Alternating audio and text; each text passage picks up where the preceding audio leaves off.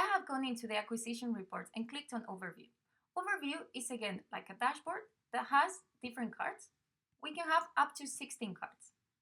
I don't have admin rights in this property like I mentioned previously, but if I did, I would have up here a little pencil that would allow me to edit the cards in this dashboard, in this acquisition overview. We will see an example later on. First, I want to show the traffic acquisition report. If you're familiar with Universal Analytics, this traffic acquisition report is what you used to see there.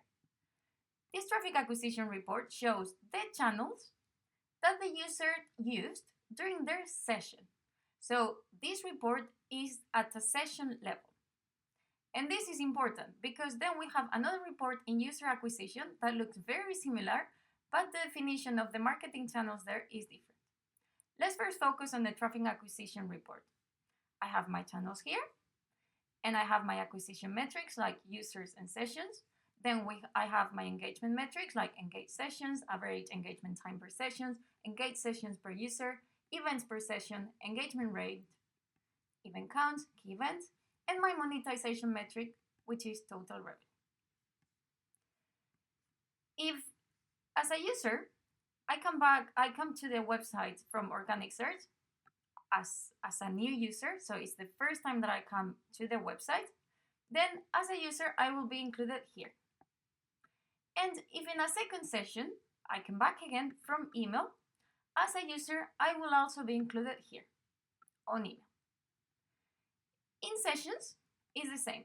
If I visited the website for the first time from organic search, I will be included here, sessions in organic search, and also under email, because my second session, I came from email. In this report, I can see that my main dimension has a little arrow, so if I click on it, it allows me to modify the first dimension of the report. I have session default channel group, but I could also select session source medium, session source platform, and session campaign. What these all dimensions have in common is the word session. And this is very important because when we see the user acquisition report, the name of the dimensions will be very similar, but instead of sessions, we will see first user. So when they have the word session, it means that the dimension is at a session level. And they work the way I explained with my example, like if I visit from organic search and from email, I will be included as a user and as a session in both channels, in both rows. Now let's see the user acquisition report. We can see here that we have the marketing channels, and in metrics, I have some acquisition metrics like new users, engagement metrics like engaged sessions, engagement rate, engaged sessions per user, average engagement type, event count, key event, and a monetization metric. If I continue with my previous example, and I visit the website for the first time and I come from organic search, as a new user, I will be included here under organic search. If I come back again and I visit from email, then as a new user, I will only be included under organic search. I'm not a new user anymore. I'm not going to be included under email. And in terms of sessions, if the first time I came from organic search, I will be included here under organic search. And my second session, if I came from email, I will again be included under organic search. My session is not going to be included under email because this report is showing the first channel that the user used when they visited the website for the first time. It's not at a session level, it's at a user level. And that is why, if I came from organic search the first time, my user, as a new user, will be included under organic search. And all the sessions, even though after organic search I used other channels, all the sessions will be included under organic search. If I go to the drop down at the top, so I click in the arrow, I can see the other dimensions, and that would be first user default channel group. That's the dimension we were seeing. I have also first user medium, first user source medium, etc. And what they all have in common is first user. Previously, they had the word session. In this case, we have the words first user. This information is very important because there are some channels that they work really well for returning users and some others that they work really well to attract new users. For example, email is a channel that usually brings returning users. And because it brings returning users, it usually have a higher conversion rate than the other channels. Because returning users, they usually have a higher conversion rate than new users. So in this user acquisition report, we see that email had 250 new users.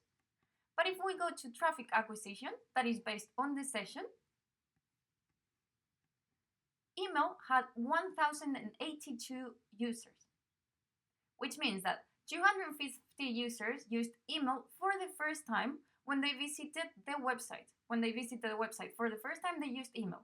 But in following sessions, other users that came initially from other channels, they used email. And here is very clear.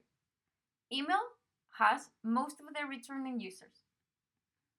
It had 250 new users, but if we count all users, which includes new and returning, it had 1,082.